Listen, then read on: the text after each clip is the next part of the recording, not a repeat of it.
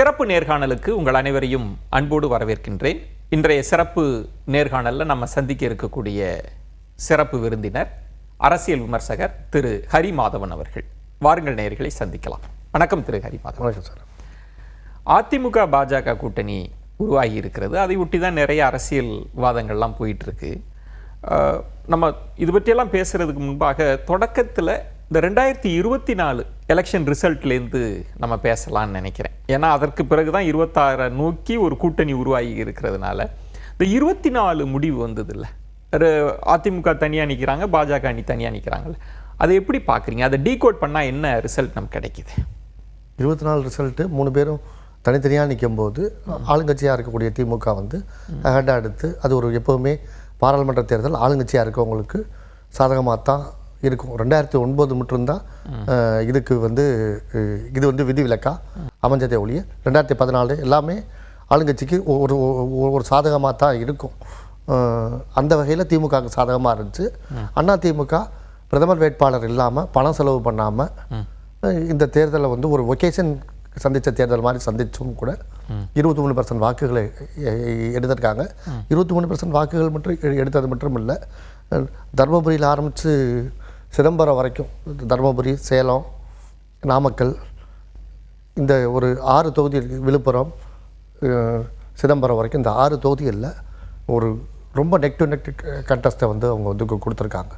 இந்த 6 தொகுதியும் neck to neck contest கொடுத்தது என்ன ஒரு வியப்புனா, ஜெயலலிதா எம்ஜிஆர் இல்லாமல் எடப்பாடி பழனிசாமி பெரிய சினிமா நடிகர் கிடையாது, பெரிய பேச்சாளர் கிடையாது, எழுத்தாளர் கிடையாது, அந்த கரிஸ்மா இல்லாத வெறும் ஒரு நிர்வாகியாக தலைமையில் இருந்து அவர் வந்து இந்த தேர்தலை சந்தித்து அவர் ஜாதியை தாண்டி ஜாதி இல்லாத அவர் ஜாதியும் மற்ற ஜாதிகளோ இல்லாத ஒரு ஒரு ஒரு நேர்கோட்டில் அவர் இந்த அளவுக்கு ஒரு வாக்குகளை வந்து 6 தொகுதி சொல்கிறேன், 6 தொகுதியில் எடுத்திருக்காரு. இப்போ நான் இந்த இடத்துல தான் 24 நாடாளுமன்ற தேர்தல் முடிவுகளை நம்ம டீகோட் பண்ணுறப்ப திரு அண்ணாமலை அவர்கள் சொன்னது, நான் அமித்ஷா அவர்கள்ட்ட போய் ரொம்ப அக்யூரேட் டேட்டாவை நான் கொடுத்துருக்கேன் அப்படின்னார். அப்போ அவர் சொன்ன முக்கியமான விஷயம்ன்றது, அதிமுகன்ற கட்சி தமிழ்நாடு முழுவதும் பரவலாக ஒரு பர்சன்டேஜோடு இல்லை. இப்போ தோத்தாலும் சரி ஜெயித்தாலும் சரி பரவலாக 25% 30% அப்படின்னு இருக்கும். ஆனால் இந்த முறை மண்டலத்துக்கு மண்டலம் வேறுபடுது அப்படின்றது தான் திரு அண்ணாமலை அவர்கள் சொன்னாங்க.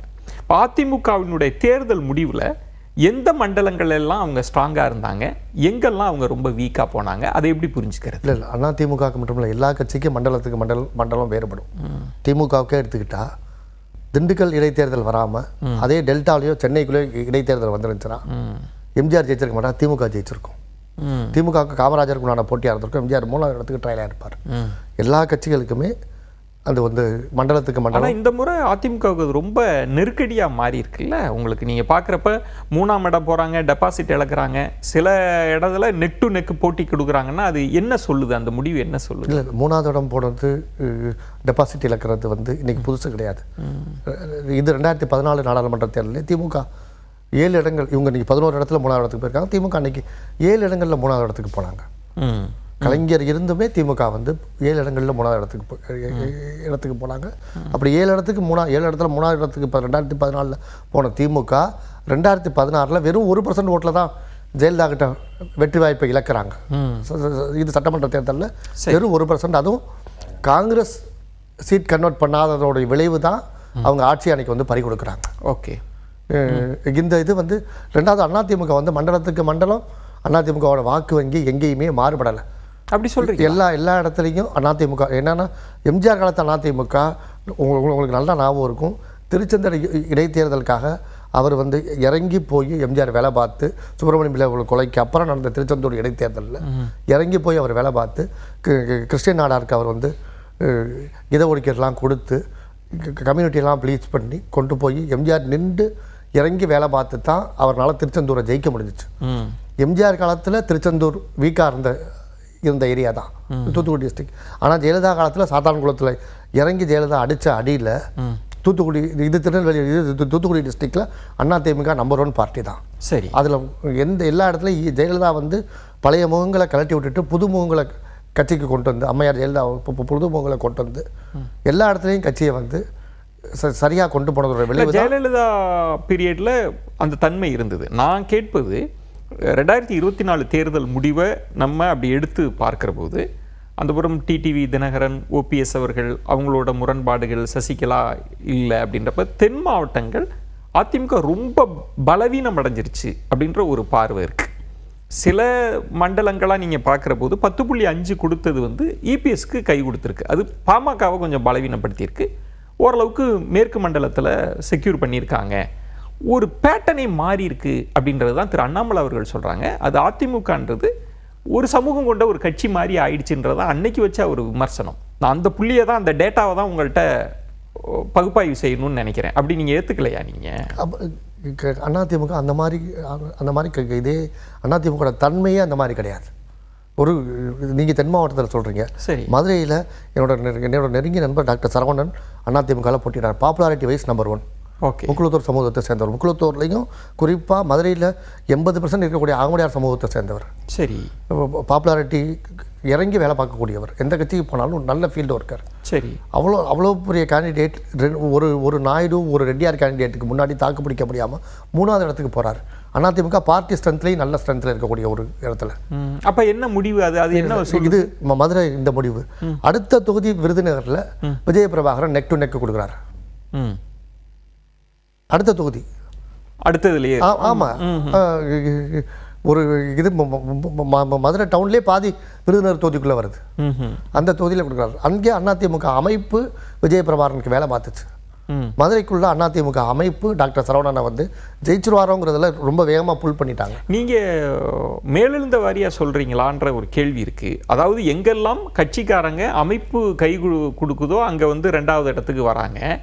அமைப்பு சரியாக ஒர்க் பண்ணாத இடத்துல 3வது இடத்துக்கு போனாங்கன்னு அங்கே சோஷியல் இன்ஜினியரிங்கிற எதுவுமே இம்பேக்ட் செலுத்தலைன்னு சொல்ல வரீங்களா? டிடிவி தினகரன் அதிருப்தியோ ஓபிஎஸ் அவர்களோட அதிருப்தியோ அது தென் மாவட்டத்தில் எந்த விதமான தாக்கத்தையும் ஏற்படுத்த? டிடிவி தினகரனுக்கும் ஓபிஎஸ்க்கு எதிராக டாக்டர் மணிகண்டன் பாட்டி இருந்தால் கடும் மும்முனை போட்டி ஏற்பட்டிருக்கும்.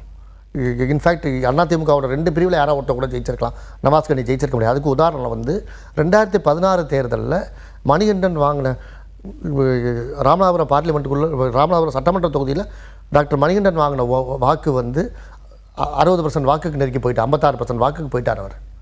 அந்த வாக்கு அடுத்த தேர்தலில் நவாஸ் இவர் கூட காதர் பாச்சா கூட எடுக்க முடியல. அதுக்கு முன்னாடி தேர்தலையும் யாரும் எடுக்க முடியல.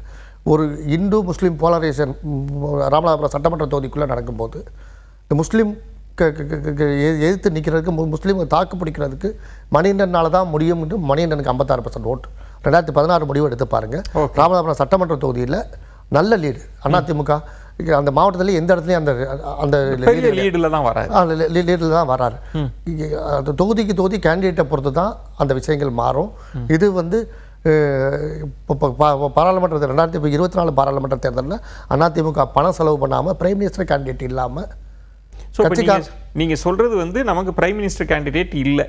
இப்போ ஒரு அரசியல் விமர்சகர், இப்போ பத்திரிகையாளர் குருமூர்த்தி அவர்கள் சொல்றது 2024 இபிஎஸ் அவர்கள் வந்து தனிச்சு போட்டிட்டதே வந்து பாஜகவை பலவீனப்படுத்தணும், திமுக இப்படியும் வரப்போகுதுன்னு தெரிஞ்சே தான் அந்த முடிவை எடுத்தாரு அப்படின்னு சொல்றாரு. இப்போ நீங்கள் கிட்டத்தட்ட அந்த இடத்துக்கு வர்றீங்க.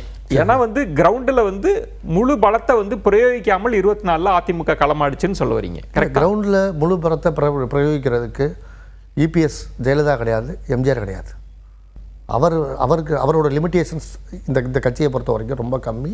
2 அதிருப்தியாளர்கள் வெளியில் நிற்கிறாங்க. 2 அதிருப்தியாளர் 3 அதிருப்தியாளர்கள் வெளியில் நிற்கிறாங்க. உள்ளுக்குள்ளே இருக்கவங்களையே அதிருப்தியை வெளிப்படுத்த முடியாமல் உள்ளே இருக்கவங்களும் நிறையா பேர் இருக்காங்க. இதெல்லாம் தாண்டி தான் இந்த சுமையெல்லாம் சுமந்துட்டு தான் அவர் இந்த ரன்னிங்கில் ஓடி இருக்கார். இந்த ரன்னிங்கில் அவரோட லிமிட்டேஷன்ஸ் அவ்வளோதான். இதுவே எது நீங்கள் பாதகம்னு சொல்கிறீங்களோ அதவே பாரதிய ஜனதா தலைமை வந்து சாதகமாக எடுத்ததுனால தான் பணம் செலவு பண்ணாமல் பிரைம் மினிஸ்டர் கேண்டிடேட் இல்லாமல் பெரிய ஒர்க் பண்ணாமையே இந்த கட்சி இந்த ஓட்டை எடுத்திருக்குங்கிறதுனால தான்.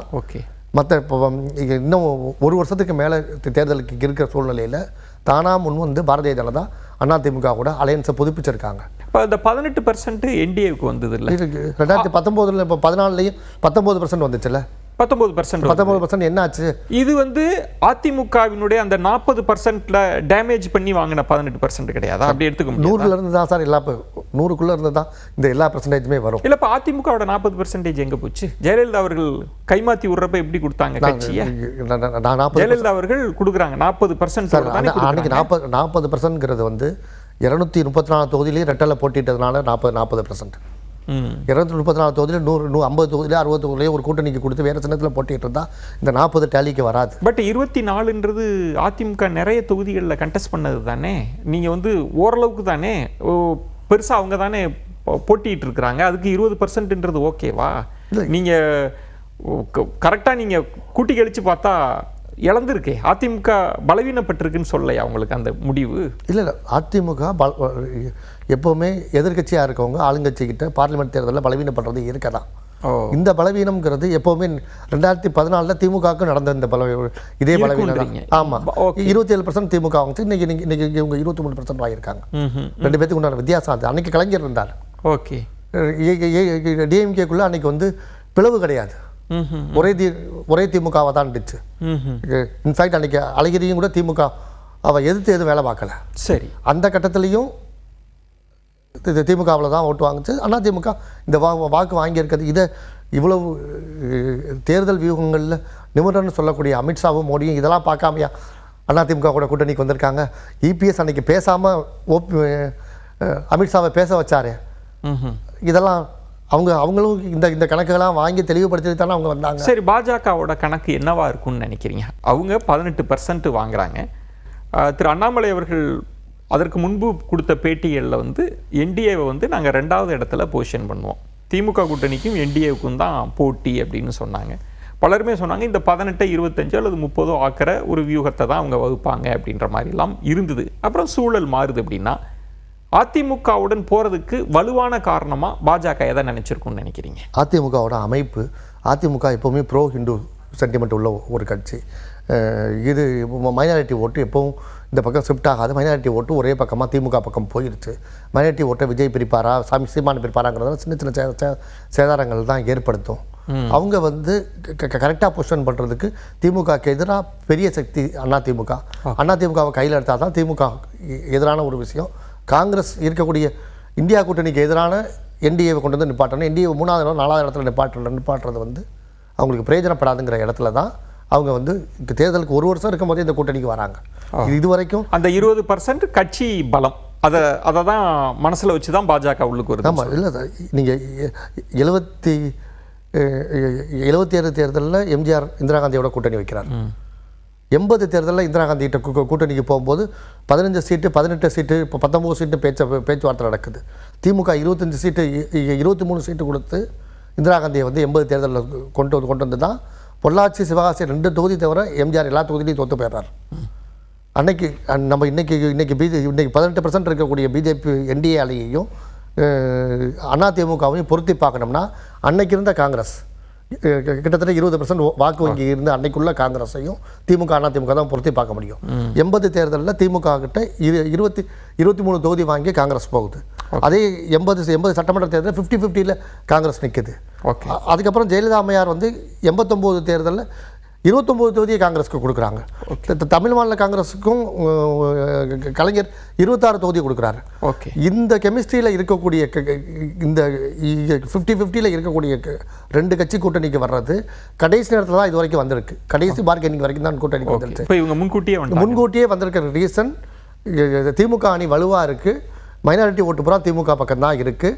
இந்த அணியை எதிர்கொள்கிறதுக்கு அதிமுக வேறு அணியில் போயிடாமல் வேறு அணியை கட்டமைச்சிடாமல் நம்ம முன்னாடி போயிடுவோங்கிற சூழ்நிலையில் தான் பாரதிய ஜனதா அதிமுக கூட கூட்டணிக்கு வந்துருக்கு. அதிமுக வந்து ஒருவேளை விஜயோட போயிருந்தது அப்படின்னா என்டிஏ 3வது இடத்துக்கு போயிருக்குன்றது தான் பார்வை. அப்படி தான் யோசிச்சிருக்காங்கன்றீங்க? அதிமுக அடுத்து தான் என்டிஏ. பிரைம் மினிஸ்டர் கேண்டிடேட்டாக மோடி இருக்கும்போது 18% வாக்கு வாங்குறாங்க. இப்போ 2014 இவங்க 19% வாக்குகள் வாங்கினாங்க. ஆனால் அடுத்த நடந்த சட்டமன்ற தேர்தலில் என்ன வந்துச்சு? அவங்க 3% 3.5% தான் போனாங்க. அப்போ சட்டமன்ற தேர்தல் வேற ஒன்றா மோடி பிரைம் மினிஸ்டருங்கிறதுக்கு எதிர்ப்பு எவ்வளோ இருக்கோ அதே மாதிரி ஒரு ஆதரவுன்னு ஒரு தளம் இருக்கு.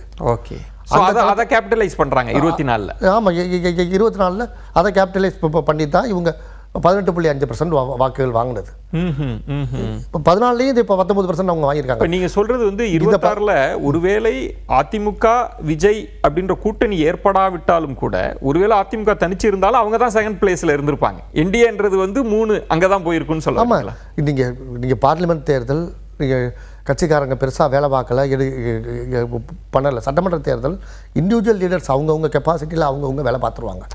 இன்னைக்கு அதிமுக 2019 பார்லிமெண்ட் தேர்தல் முடிவு பார்த்தா இந்த 75 தொகுதி அவங்க வந்திருக்கவே முடியாது. ஆனால் 75 தொகுதி ஜெயிச்சிட்டாங்க. ஆமாம், எல்லாமே இண்டிவிஜுவல் கேண்டிடேட், செல்வாக்கான கேண்டிடேட்டை இறக்குறாங்க. இதில் 2 முக்கியமான விஷயம். அம்மையார் ஜெயலலிதா சீட்டு கொடுத்து ஜெயிக்க முடியாத தலவாய் சுந்தரமும், அம்மையார் ஜெயலலிதா சீட்டு கொடுத்து ஜெயிக்க முடியாத வைத்தியலிங்கமும் எடப்பாடி சீட்டு கொடுத்து ஜெயிச்சிட்டாங்க. அதுவும் இவங்க 2 பேரும் திமுக எதிர்கட்சியாக வரும்போது திமுக கிட்ட தோத்து போனவங்க, திமுக ஆளுங்கட்சியாக வரும்போது திமுகவை ஜெயிச்சிடுறாங்க. இந்த 2 தொகுதி பெரிய உதாரணம். என்ன கணக்குல சொல்றீங்க? ஜெயலலிதா அவர்கள் கொடுத்தே அவங்களால வைத்தியலிங்கத்துக்கு ஜெயலலிதா தான் சீட்டு கொடுக்குறாங்க. ஆமா, கடைசி நேரத்தில் தான் சீட்டு முடிவாகுது. பெரிய எதிர்ப்பு மீறி கொடுக்குறாங்க. அவர் சில கம்ப்ளைண்ட்லாம் உள்ளுக்கு வச்சார், உள்ளடி வேலை எல்லாம் இருக்குன்னு சொல்லி கொடுக்குறாங்க. எல்லாத்தையும் எடுத்து ஜெயிக்கிறாங்க. கடைசி நேரத்தில் தான் அவர் களத்துக்குள்ள போக முடியுது. எடப்பாடி கிட்ட இந்த சீட்டு கன்ஃபார்ம்னு முடிவாச்சு. 1 வருஷத்துக்கு முன்னாடியே களத்தில் இறங்கிடுறாரு அவர். ஓகே, அதே கேண்டிடேட்டை இவர் வின் பண்ணிடுறாருல, நல்ல கம்ஃபர்டபுள் மார்ஜினில் வின் பண்ணிடுறாருல. தலவாய் சுந்தரத்துக்கு அதே தான் கதை. 2 கேண்டிடேட்டும் ஒரே தொகுதி, அவங்களும் அதே தொகுதியில் சீட்டு கொடுக்கலாம், இவங்களுக்கு இதே தொகுதியில் சீட்டு கொடுத்தாங்க. ஜெயலலிதா கொடுத்து தோற்று போகிறவங்க எடப்பாடி கொடுத்து ஜெயிச்சிட்றாங்களே. இந்த 75 கேண்டிடேட், 65 அதிமுக, ஓபிஎஸ்ட இருக்கக்கூடிய 3 பேர் 4 பேரை தவிர்த்தாலும் 61 சீட் இருக்குது. 61 சீட்டில் இருக்கவங்க திமுக ஆளுங்கட்சியாக வரும்போதே லேண்ட்ஸ்லைடில் திமுக பார்லிமெண்ட்டில் ஜெயிக்கும் போதே 61 சீட்டு ஜெயித்தவங்க இன்னைக்கு ரொம்ப கம்ஃபர்டபுளாக அந்த 61 சீட்டை இல்லை. இப்போ 61ஐயும் நீங்கள் ரொம்ப நுணுக்கமாக பார்த்தீங்கன்னா, திமுக அப்போ என்ன சொன்னாங்க 21லன்னா நாங்கள் 200 இடங்கள் வெல்வதற்கான வாய்ப்பு இருக்குது, அதுக்கான ஸ்ட்ராட்டஜி, சில இடங்களில் 200 ஜெயிச்சிருவோன்னு மெத்தனமாக இருக்காதீங்கன்னு திரு ஸ்டாலின் அவர்கள் தொடர்ந்து பேச வேண்டிய சூழல்லாம் இருந்தது. மேற்கு மண்டலம் அவங்களுக்கு பெருசாக கை கொடுக்குது. காரணம், இபிஎஸ் அவர்களை முதலமைச்சர் வேட்பாளராக முன்னிறுத்துவதும், அந்த பகுதி இபிஎஸ் அவர்களை ரொம்ப எமோஷ்னலாக அங்கே இருக்கிற முக்கியமான வாக்காளர்கள் அந்த சமூகம் பார்த்ததெல்லாம் நம்ம பார்க்குறோம். அதில் ராசா அவர்களோட பேச்சு, அப்புறம் தனது தாயாரை இழிவுபடுத்திட்டாங்க அப்படின்னு அவர் பேசுனது, அது எல்லாமே சேர்ந்து கை கொடுத்தது. அப்புறம் 10.5 ஒரு விஷயமும் கை கொடுத்து மேற்கு மண்டலம் இந்த 60 நீங்கள் எடுத்து வச்சு பேசுனீங்கன்னா பெரும்பான்மையான இடங்கள் மேற்கு மண்டலத்தில் தானே கை கொடுத்துருக்கு. அப்படி தானே பார்க்கணும். நீங்கள் காவிரி டெல்டா இதெல்லாம் பெரிய அடி வாங்கியிருக்கீங்களா? இல்லை சார், தென் மாவட்டங்களில் ஒரு முக்குளத்தோர் கேண்டிடேட் இது பெரிய தலைகள் கூட தோற்று போகல சார். ராஜன் செல்லப்பா ஜெயிக்கிறாரு, உதயகுமார் ஜெயிக்கிறாரு, செல்லூர் ராஜு ஜெயிக்கிறாரு, எல்லாம் இண்டிவிஜுவலா செல்வாக்கு மிக்க தலைவர்கள். விஜயபாஸ்கர் ஜெயிக்கிறாரு, ஓஎஸ் மணியன் ஜெயிக்கிறாரு, வைத்தியலிங்கம் ஜெயிக்கிறாரு. யார் தோத்து போனா சொல்லுங்க நீங்க? மேற்கு மண்டலம் மட்டுமே ஒரே காரணமாக சொல்றீங்க. இல்ல, பெரும்பான்மையான நம்பர்ஸ் மேற்கு மண்டலத்தில் இருந்தது இல்லை, அதை நீங்க எப்பவுமே அதிமுக பெரும்பான்மை நம்பர் மேற்கு. ஜெயலலிதா ஜெயிக்கும் போதே ஈரோடு மாவட்டத்தில் ஒரு தொகுதியை மட்டும் விட்டுட்டு எல்லா தொகுதியும் ஜெயிச்சாங்கல்ல. 89 ஜெயலலிதா சேவலில் நின்று ஜெயிக்கும் போதே, சேவலில் ஜெயிச்சதுலேயே எடப்பாடி பழனிசாமி உட்பட மேற்கு மண்டலத்தில் ஜெயிச்சவங்க தானே ஜாஸ்தி. 27 சீட்டில் 15 சீட்டு மேற்கு மண்டலம்ல, பாக்கி 12 சீட்டு தானே. ரொம்ப ஆச்சரியமாக ஜெயிச்சது முசிறி பிரின்ஸ் தங்கவேல், நம்ம பரமக்குடி சுந்தரராஜன், இந்த மாதிரி ரொம்ப ஆச்சரியமா தென் மாவட்டத்தில் ஜெயிச்சாங்க. சரி, இப்போ நீங்க சொல்கிற போது 26 தேர்தல் களம் சட்டமன்ற தேர்தலுக்கான களம் அதிமுக கட்டமைப்போட இருக்குன்னுலாம் சொல்றீங்கல்ல. ஆனால் 21 தேர்தல் முடிவுக்கு பிறகு பல அதிமுக தலைவர்கள் என்ன பேசினாங்கன்னா, ஒருவேளை பிஜேபி இல்லாமல் இருந்திருந்தால் நாம் ஆட்சியவே மீண்டும் பிடிச்சிருந்திருக்கலாம், எங்களுக்கு பிஜேபின்றது ஒரு சுமையாக மாறிடுச்சு. இப்போ ஜெயக்குமார் அவர்கள்லாம் சொல்கிறார், நான் 40,000 ஓட்டை விட்டேன், எலெக்ஷனுக்கு முன்னாடியே 40,000 ஓட்டுக்கு முன்னாடி தான் திமுக கூட்டணி போயிடுச்சு அப்படின்றப்ப 21 மற்ற யாரும் சொல்ல, அதிமுக தலைவர்கள் களத்தில் இருக்கிற தலைவர்கள் சொன்ன ரீசன்றது பிஜேபி எங்களுக்கு சுமையாயிடுச்சு அப்படின்னு. இப்போ 26 பிஜேபி எப்படி பலமாகுன்றது என்ன ஃபேக்டர் அதில் இருக்கும்? பிஜேபி எப்போவுமே சுமை தான். அந்த பொதியை கிரீடமாக மாற்றுறது, ஒரு தொகுதியில் கிரீடமாக மாறும், ஒரு தொகுதியில் சுமையாக பொதியாகவும் இருக்கும். ரெண்டுமே இருக்கும். ஜெயக்குமார் சொன்ன புள்ளி ஒரு தான் சரி. ஒரு சில தொகுதியில் மைனாரிட்டி ஓட்டு இப்போ 16%, 20% மேலே போகும், 10%. ஒரு சில தொகுதியில் 2%, 3%ல் இருக்கும். அந்த தொகுதி அதிமுக வெற்றி வாய்ப்புக்கு ஈஸியாக போயிருதில்ல. ஓ, பிஜேபி பாசிட்டிவாக மாறிடுங்க. இப்போ நீங்கள் பிஜேபி ஏடிஎம்கே அலைன்ஸ் பிஜேபினால பாசிட்டிவான தொகுதினா எதை ஐடென்டிஃபை பண்ணுவீங்க? எதை சொல்லுவீங்க? தலவாய் சுந்தரத்துக்கு கன்னியாகுமரி தொகுதி பிஜேபினால பாசிட்டிவான தொகுதி. ஓகே. உதயகுமாருக்கு திருமங்கலம் பாசிட்டிவான தொகுதி. ஓபிஎஸ் அவர்கள், டிடிவி அவர்கள் அதிமுகவில் உள்ளுக்கு வராமல் அவங்க என்டிஏவில் இருந்திருந்தாலும் கூட பிஜேபியை வச்சு உதயகுமார் அவங்களால காம்பன்சேட் பண்ண முடியும். ஓகே. செல்லூர் ராஜுக்கு மேற்கு தொகுதி சாதகமான தொகுதி. ஆனால் நீங்கள் சாதகம்ன்றீங்க, பிஜேபி அலைன்ஸை எதிர்த்ததில் ரொம்ப முக்கியமாக செல்லூர் ராஜு தானே முதல் வரிசையில் இருந்தார். என்ன கணக்கு அது? அப்போ எதற்காக எதிர்த்து பேசுனாங்க? இல்லை, அதிமுக எப்போவுமே இவங்க எல்லாருமே ஜெயலலிதாவை சார்ந்து தலைவராக இருந்து பழக்கப்பட்டவங்க. அந்த இண்டிவிஜுவல் லீடராக இண்டிவிஜுவல் கெப்பாசிட்டி திமுகவில் மாதிரி ஒரு கொள்கையை சித்தாந்தத்தை வச்சு வந்தவங்க கிடையாது. ஏதோ ஒரு கட்டத்தில் வந்ததுனால இவங்க எப்போவுமே அப்படி அதே மாதிரி பேசி பழக்கப்பட்டவங்க தான். இதில் எந்த மாற்றமே கிடையாது. ஒரு காலத்தில் சசிகலா ஆதரித்தாங்க, ஒரு காலத்தில் ஓபிஎஸ் ஆதரித்தாங்க, ஒரு காலத்தில் இபிஎஸ் ஆதரித்தாங்க. இன்றைக்கி என்ன சூழ்நிலைக்கு திசை வழி போக்கில் அந்த நதி போகுதோ அதன் போக்கில் போகிறவங்க தான் அதிமுக தலைவர்கள். ஓகே. இவங்க எதுவும் எதிர்நீச்சல் போட்டு வந்தவங்க யாருமே கிடையாது. கட்சி தலைமையில் ரிவோல்ட் பண்ணியோ எதிர்நீச்சல் அது கட்சி நிலைப்பாடு எடுத்துருச்சு. அதுக்கு சாதகமாகவே பேசி பழக்கப்பட்டவங்க. இதனால தான் இவங்களை யாரையுமே பேசாமையே ஜெயலலிதா அம்மையார் வச்சுருந்தாங்க. ஜெயலலிதா அம்மையார் யாரையுமே பேச வேணாம்னு வச்சுருந்தது. அவங்க ஒருத்தர் மட்டுமே ஒற்றை குரலாக இருந்ததுக்கு காரணம் இவங்கெல்லாம் பேசினா இப்படி தான் பேசுவாங்க, இப்படி தான் வருங்கிறதுனால தான் பேசாமல். இப்போ உங்கள் கணிப்பில் இப்போ பாஜக அலைன்ஸ் வந்திருக்குல்ல, அதிமுக பாஜக, நம்ம பாமக தேமுதிக இதெல்லாம் பிறகு பேசலாம். இந்த அதிமுக பாஜகன்னு எடுத்துக்கொண்டாலே எத்தனை தொகுதிகள் அவங்களுக்கு ரொம்ப சாதகமாக இருக்கும்னு நீங்கள் நினைக்கிறீங்க? இந்த ரெண்டு அலைன்ஸுன்றதுனாலே எத்தனை தொகுதி இருக்குன்னு நினைக்கிறேன். இல்லை, இந்த ரெண்டு அலையன்ஸை தாண்டி நாளைக்கு இந்த கடந்த எலெக்ஷனுக்கு 6 மாதம் 1 வருஷத்தில் விஜய் என்ன நிலைப்பாடு இருக்காரு, சீமான் என்ன நிலைப்பாடு. அவரும் 8% பார்லிமெண்ட் தேர்தலில் 8% வாக்குகளுக்கு போயிட்டார். விஜயகாந்துக்கு 10%க்கு கிடைச்ச பெரிய வெளிச்சம் சீமானுக்கு 8%க்கு இன்றைக்கி கிடைக்கல. விஜயகாந்த் பொதுத்தள தலைவராக பார்க்கப்பட்டார். இவர் ஒரு தமிழ் தேசியம் ஒரு குறிப்பிட்ட எல்லைக்குள்ளே உண்டான தலைவராக பார்க்கப்படுறதுனால அது 8%க்கு 10% பக்கத்தில் தான் 8 இருக்குது. ஓகே. ஆனால் பெருசாக வெளிச்சம் கிடைக்கல. விஜய் எப்படியும் 10% கிராஸ் பண்ணி தான் போவார். அடுத்த இஷ்யூவை எடுத்து அவர் என்ன இஷ்யூ எடுத்து வேலை பார்க்குறாரோ அதை பொறுத்து தான் அவரோட விஜய்க்கு 10% கிடைக்குது அப்படின்னா சீமான் அவர்களுக்கு 8% கிடைக்குமா? ஏன்னா இந்த 2 பேருக்கும் மாற்றாக சொல்லி தான் நின்று எப்போதுமே இருக்கிற அந்த மாற்றத்தை விரும்புகிற அந்த ஒரு 10% இருக்குல்ல, அதுதான் எப்போதுமே ஃப்ளோட்டிங்காக இருந்துக்கிட்டே இருக்குது.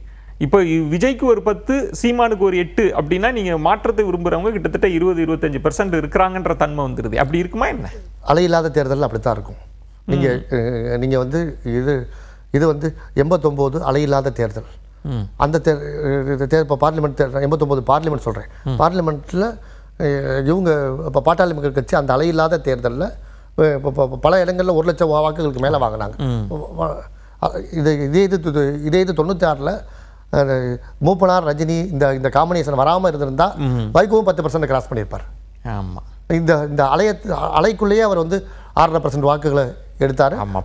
அவருக்கு பெரிய திரு வைகோ அவர்களுக்கு இருக்க பெரிய நெருக்கடியாக இந்த ரஜினி அவர்கள் வாய்ஸ் கொடுத்ததும் பாமக திடீர்னு உதயமானதும் இதெல்லாம் உருவானது மதிமுகவுக்கு ஒரு பெரிய ஒரு கெடுவாய்ப்புன்னு சொல்லலாம். அவங்க பார்வையில் பெரிய நெருக்கடியை கொடுத்துருச்சு. ஆமாம். இந்த இதெல்லாம் இல்லாமல் இருந்தால் அவர் அன்னைக்கு 10% ஓட்டை தாண்டி இருப்பார். ஒரு 23 தொகுதியில் 2வது இடத்தை பிடிச்சாரு.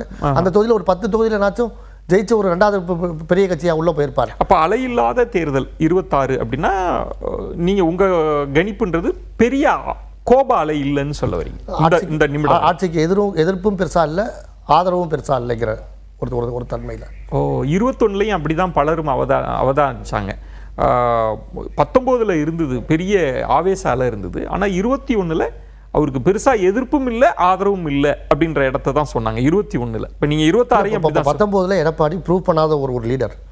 19 தேர்தல் அவர் உட்கட்சி எதிரிகளை பூரா வெளியே அனுப்பி காலி பண்ணிட்டார். 19 தேர்தலே அதுக்கு முன்னாடி உங்களுக்கு நல்லா ஞாபகம் இருக்கும்.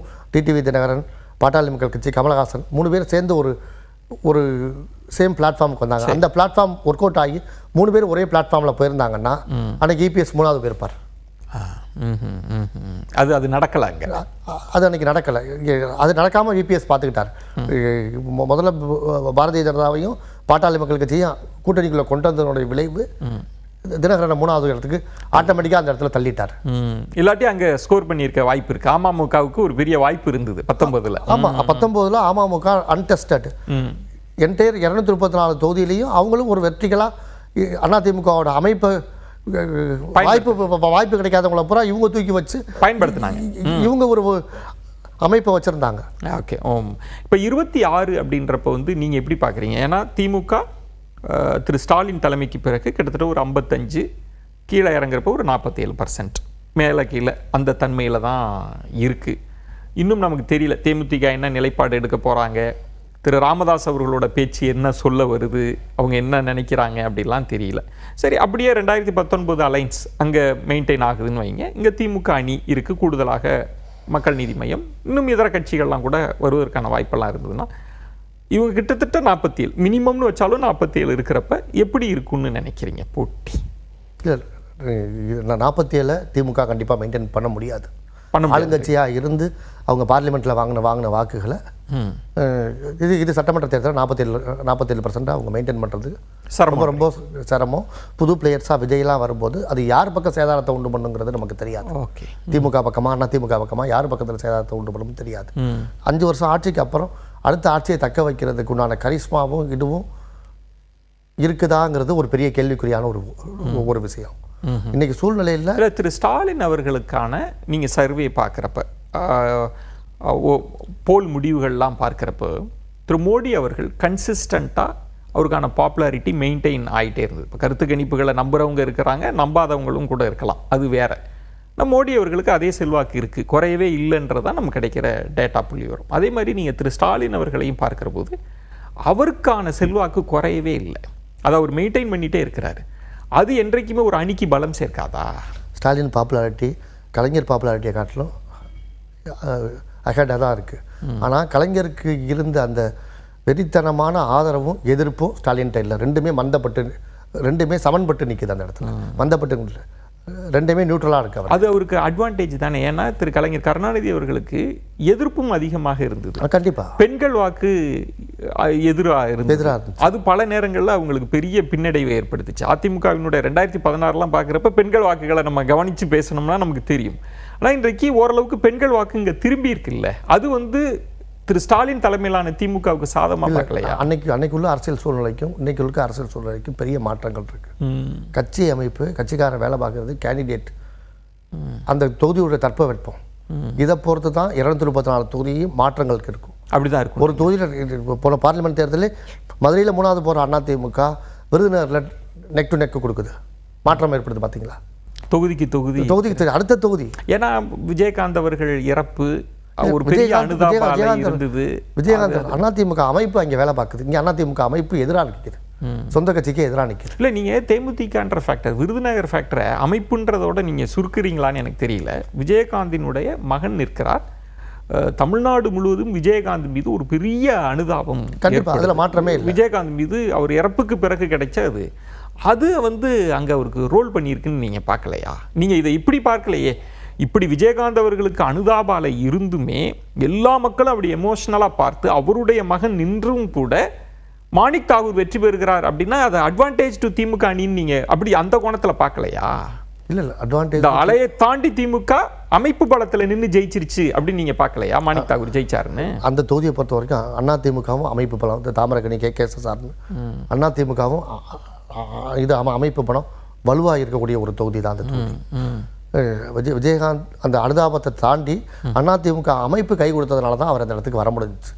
தேமுதிக தனியாவோ தேமுதிக வேற அணியில் நின்றிருந்தாவோ இந்த இடத்துக்குள்ள நீங்க வந்திருக்க. இப்போ உங்கள் பார்வையில் ஒரு கடும் போட்டி தான் இருக்குன்றீங்களா? 26 தொகுதி தொகுதி மாற்றங்களை ஏற்படுத்தும். அதிமுகவுக்கு எப்படி ஒரு 100 60 தொகுதி சாதகமாக இருக்கும், அதே மாதிரி திமுகவுக்கு ஒரு 90 தொகுதி அவங்க 2016 ஜெயிச்சாங்கல்ல, அந்த 90 தொகுதி இது திமுகவுக்கு சாதகம் தான்.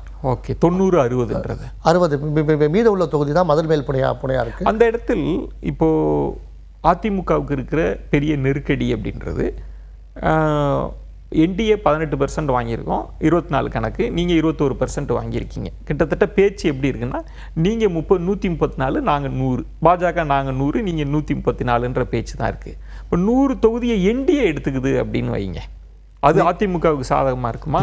நீங்கள் சொல்கிறது 2:1. 2 தொகுதியில் ரெட்டலண்டா, ஒரு தொகுதியில் தாமரை. ஆமாம், இதைத்தான் மக்களும் சொல்கிறாங்க. 2:1. பிஜேபி இப்படி மிரட்டி தான் இந்த பேரத்துக்கு வந்திருக்காங்கன்ட்டு எடப்பாடிகிட்ட இது எடுபடுமாங்கிறது நம்ம இல்லை. ஒருவேளை அப்படி ஒரு அணி அமைஞ்சிருச்சுன்னா, அப்படி ஒரு ஷீட் ஷேரிங் நடந்துருச்சுன்னா, கிட்டத்தட்ட 100 இடங்கள் இருக்குல்ல, அது வந்து திமுகவுக்கு பெரிய சாதகமாக போயிடாதான்னு கேட்குறேன். அப்படி 100 தொகுதி பாரதிய ஜனதாக்கு கொடுத்தா அதிமுக அணி வந்து வெல்வது ரொம்ப கஷ்டம். நீங்கள் 1980 தேர்தலே காங்கிரஸுக்கு 50-50 கொடுத்தனால தான் திமுக ஆட்சிக்கு வர முடியாமல் போச்சு.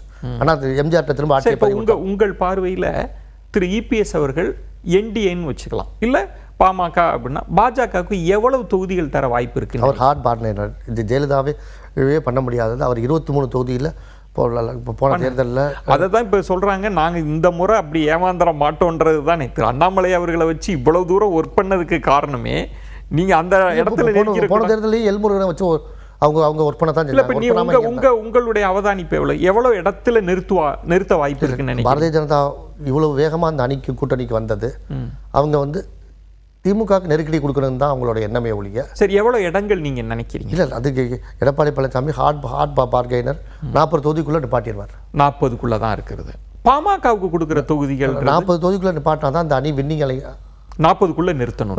பாமகவுக்கு ஏன்னா கட்டாயம் பாஜக விட அதிகமாக தான் பாமக, ஏன்னா பாமகவுக்கான இம்பார்ட்டன்ஸை திரு ராமதாஸ் அவர்கள் ஏற்படுத்திட்டாங்க. ராமதாஸ் ஏற்படுத்தினாலும் இப்போ கடந்த தேர்தலில் தருமபுரி தவிர எங்கேயுமே அவங்க 2வது இடம் வரல.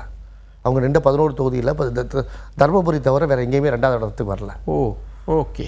ஸோ அதனால இப்போ 2வது குடும்பத்துக்குள்ளே ஏற்படுற பிரச்சனை இதுகள் எல்லாம் சேர்ந்து நம்ம ஏற்கனவே சொன்ன அதிமுகவே அந்த 10.5 ஏதோ ஒரு விஷயத்தில் அந்த செக்மெண்ட்டில் அஹெடாக இருக்குது பாமகவை விட. ஆமாம், நீங்கள் சிதம்பரம் பாமக எல்லாமே தான் டஃப் ஃபைட் கொடுத்துருக்காங்க.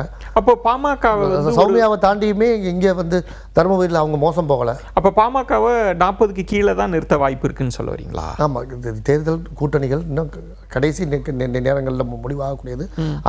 உங்கள் கணிப்பு நான் எப்படி வேண்டாலும் நடக்கலாம், நம்ம தொடர்ந்து பல தேர்தல் முடிவுகளை அனலைஸ் பண்ணுறது. இபிஎஸ்ஸை தொடர்ந்து ஃபாலோ பண்ணோம்னா அவர் ஹார்ட் பார்கெனிங்காக இந்த அணியை வந்து அருமையாக கட்டமைச்சிருவார். 40 தொகுதிகளுக்குள்ள பாரதிய ஜனதாவை 23 தொகுதியிலே பாட்டாளி மக்கள் கட்சியையும் நிப்பாட்டிடுவார். கிட்டத்தட்ட இப்போ நீங்கள் 19 ஒரு 75-80 தொகுதியில் என்டிஏவை நிறுத்திடுவார். ஆமாம், அதுக்குள்ளே தான் இருக்குது. ஆமாம். தேமுதிக ஒரு வேளை தேமுதிகன்ற ஆப்ஷன் அவங்க எல்லாருக்குமே ஆப்ஷன் ஓப்பன் பண்ணியிருக்காங்க. தேமுதிகன்ற ஃபேக்டர் டிஎம்கேக்குள்ளே போகுது அப்படின்னு வைங்க, கிட்டத்தட்ட வட மாவட்டம்ன்றது போலரைசேஷன் நடக்கிற மாதிரி இருக்குது அப்படின்னா வட மாவட்டத்தை ஸ்வீப் பண்ணுறதுக்கான வாய்ப்பு திமுகவுக்கு வந்துடும்ல, ஒருவேளை திமுகவுக்கு தேமுதிக போனால். ஆமாம், தேமுதிக கடந்த நாடாளுமன்ற தேர்தலில் கூட கடலூரில் வாங்கின ஓட்டு நல்ல ஓட்டு தான். நீங்கள் விஜய பிரபாரனை மட்டும் பார்க்குறோம், அவங்க ரெண்டு மற்ற தொகுதியில் எடுத்துக்கிட்டோம்னா கடலூரில் வாங்கின ஓட்டு அவங்க வாங்கின ஓட்டு. தேமுதிக ஒரு முக்கியமான ஃபேக்டராக இருக்குமா? தேமுதிக ஒரு முக்கியமான ஃபேக்டர் தான், அதில் மாற்று கருத்தே கிடையாது. இது இந்த காமன் இது தேமுதிக மக்கள் நீதி மையம் எல்லாரையும் கொண்டு வந்து ஓவர்ஃப்ளோ ஆகக்கூடிய ஒரு சூழ்நிலை. இது இவங்களுக்கு சீட் கொடுக்குறதுல ஏற்படுற பிரச்சனை, இதை எப்படி ஹேண்டில் பண்ண போகிறாங்கிறது பெரிய சவாலான, அது பெரிய சிக்கலாக பண்ணுறீங்க. ஓகே. இதில் எல்லாருமே சீமான் அவர்கள் வந்து என்டிஏவுக்கு வரணுன்ற ஒரு அழைப்பை விடுத்துக்கிட்டே இருக்கிறாங்க. கூட்டணிகளில் இந்த எலி தவளை நட்பு அப்படின்லாம் சொல்லுவாங்க. ஒரு கட்சியினுடைய டிஎன்ஏ என்னவா இருக்குது, ஒரு கட்சியை ஆரம்பத்திலிருந்து எதுவாக வளர்த்தெடுக்கிறோன்ற ஒரு விஷயம்லாம் இருக்குது. காலத்தின் சூழல் கருது மாறுறதுன்றது வேறு. கிட்டத்தட்ட பாஜகவுக்கு எதிரான, திராவிடத்திற்கு எதிரான ஒரு நிலைப்பாடு கொண்ட நாம் தமிழர் கட்சி. எல்லாருமே நாம் தமிழர் வந்து அந்த 8%ன்னு கூட்டுறாங்கல்ல, அப்படிலாம் நடக்குமா? அப்படிலாம் நடந்திருக்கா என்ன? 8% அரசியலில் 2 நாளாகவே இருக்காது. 2 சமயத்தில் 6 இருக்கும், இல்லை 2 ஒன்றா கூட போகும். சீமான் வரக்கூடியது, சீமான் என்டிஏக்குள்ளே வரக்கூடியது என்டிஏக்கு ஒரு பிரச்சார வலிமையை கொடுக்குமே ஒழிய இந்த 8% அப்படியே கன்வெர்ட் பண்ணி கொடுக்குமாங்கிறது கேள்விக்குறியான விஷயம் தான். கன்வெர்ட் பண்ணி தராது. உங்களுக்கு மற்ற மக்கள் நல கூட்டணி 22% ஓட்டு உள்ள ஒரு அணி. நாங்கள் கடைசியில் வாங்கினது என்ன, 5 பாமக கீழே தான் அவங்க போயிட்டாங்க. அந்த கூட்டணி பொருந்தலை. இதே அணி கம்யூனிஸ்ட் இல்லாமல், விடுதலை சிறுத்தைகள் இல்லாமல் 2014 தேர்தலில் 19% வாக்குகள் எடுத்தாங்க. ஓகே. நிறைவாக இன்னொரு கேள்வி, நீங்கள் தென் மாவட்ட பகுதியை சார்ந்தவர்ன்றதுனால தொடர்ந்து டிடிவி தினகரன் அவர்கள், ஓபிஎஸ் அவர்கள், சசிகலா அவர்கள்ன்றதெல்லாம் சொல்லி அதிமுகவுக்கு எதிராக ஒரு பெருங்கொண்ட சமூகம் இருக்குது அப்படின்ற, பெரும்பான்மை சமூகம் இருக்குன்ற ஒரு பார்வை இருந்துகிட்டே இருக்குல்ல, தென் மாவட்ட அரசியல் எப்படி டிசைட் ஆகுதுன்னு நினைக்கிறீங்க? அவங்க வந்து இபிஎஸ்க்கு எதிராக இருக்கிறாங்களா, அந்த மனநிலையில் இருக்கிறாங்களா, எப்படி பார்க்குறீங்க? இல்லை, அதிமுக முக்குளத்தூர் சமுதாயம் வந்து இபிஎஸ்க்கு எதிராக இருக்கிறத தாண்டி அதிமுகவிலேயே முக்குளத்தூர் தலைவர்கள் நிறையா இருக்காங்க. இந்த போன சட்டமன்ற தேர்தலுக்கு அப்புறமும் இப்போ பலரும் அமமுக இருந்த பல முக்குளத்தூர் சமுதாய தலைவர்கள் எல்லாரும் உசிலம்பட்டியில் தனித்து 2வது இடத்தை பிடிச்ச மகேந்திரன் உட்பட இவங்க எல்லாருமே அதிமுகவே வந்துட்டாங்க. ஓகே. ஸோ அந்த இது இல்லை, ஓபிஎஸ் அவர்கள் புறக்கணிக்கப்பட்டார், அவரை கட்சிக்குள்ள சேர்த்துக்கலன்ற அதிருப்தி அதெல்லாம் இருக்காதுன்ற. ஒரு முக்குளத்தூர் தலைவருக்காக இத்தனை தலைவர்கள் விழுந்து போக மாட்டாங்க. இவங்க எல்லாருமே இண்டிவிஜுவலாக அந்தந்த தொகுதியில் செல்வாக்குள்ளவங்க. Okay okay. இது தனிச்சு போட்டிட்டா கூட அவங்களால 3வது இடத்தை பிடிச்சிட முடியும், ஒரு நெக் டு நெக்கை கொடுக்க முடியும். ஓகே. அதிமுக சிம்பிள் நிற்கும் போது அவங்க வெற்றி வாய்ப்பை பெற்றுருவாங்க. தென் மாவட்டங்களில் இதுவரைக்கும் பாஜக ஒரு விதமாக ஒர்க் பண்ணி நிறைய மாநாடுகள்லாம் போட்டு பல சமூகங்களெல்லாம் இணைச்சி ஒரு கணக்கு போட்டிருந்தாங்கல்ல. இப்போ திடீர்னு அந்த கணக்கை அடித்து உடைக்கிற மாதிரி நயினார் நாகேந்திரன் அவர்களை கொண்டு வந்திருக்காங்கன்னா என்ன கணக்கு இருக்குது அதில்? தென் மாவட்ட கணக்குன்னு எப்படி பார்க்குறீங்க? தென் மாவட்ட கணக்கில் அவங்க ரொம்ப தெளிவாக தான் போகிறாங்க. இந்த இபிஎஸோட பார்கெனிங் காரணமாக என்னங்கிறது தெரியலை. ஒரு தேவர் சமூகத்தை சேர்ந்த திரு நயினார் நாகேந்திரனை கொண்டு வந்தது ஒரு நல்ல ரோல் தான். இது வரைக்கும் அந்த சமூகம் பாரதிய ஜனதாவில் பெருசாக பிரதிநிதித்துவம் பெறலை. இன்னைக்கு நயினார் ஒரு பெரிய இல்லை, இன்னும் பிற சமூகங்கள் இருக்குல்ல, அவங்க அந்த சமூகம் தானே இது வரைக்கும் பிஜேபியை பேக்கப் பண்ணுற சமூகம். பேக்கப் பண்ணுற சமூகம் அவங்க வந்து இது முரணாக பார்க்க மாட்டாங்களா? அது நயினாரோட அது அப்படி ஒரு பெரிய நீங்கள் சொன்ன மாதிரி இயல்பாகவே தன்மையான ஒரு நயினார். அவரை வந்து இந்த மாதிரி பார்க்க மாட்டாங்க. ஒரு ஹார்ட் இது அந்த சமூகத்துக்கு எதிரான ஒருத்தராக இருந்தால் தான் அவங்கள பார்ப்பாங்க.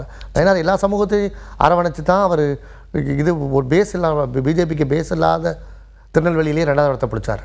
ஓகே, ஆச்சரியமான விஷயம் தான். பேஸ் இல்லாத திருநெல்வேலியில் அவர் 2வது இடத்தை பிடிச்சது. திருநெல்வேலி சட்டமன்ற தொகுதிக்குள்ளே அவர் வந்துடுவார். சட்டமன்ற தொகுதிக்குள்ளே அவருக்குன்னே பேஸ் இருக்குது, வந்துடுவார். மொத்த பார்லிமெண்ட்லேயுமே அவர் 2வது இடத்தை பிடிச்சது. அதிமுக 3வது இவ்வளவு கீழே தள்ளி விட்டு இன்னும் பிற சமூகங்களும் அவர் ஆதரிக்கிறாங்கன்னு ஆதரிக்க இன்னும் பிற சமூகங்களோட எதிர்ப்பை சம்பாதிக்காதவர் அவர். ஸோ அது ஒரு கணக்கு இருக்குது அப்படின்னு. ஆமாம், வேற ஒரு தலைவரை போட்டிருந்தா இன்னும் பிற சமூகத்தோட எதிர்ப்பை சம்பாதிச்சவர்னு அவரை ஏற்றுக்கலாம். இவர் யாரோட எதிர்ப்பையும் சம்பாதிக்காதவர் அவர். சரி, பொறுத்து இருந்து பார்க்கலாம். இன்னும் 1 வருஷம் இருக்குது. எப்படியெல்லாம் கணக்குகள் மாறும், எப்படியெல்லாம் காட்சிகள் மாறப்போகிறது அப்படின்றதெல்லாம் பொறுத்து இருந்து பார்க்கலாம்.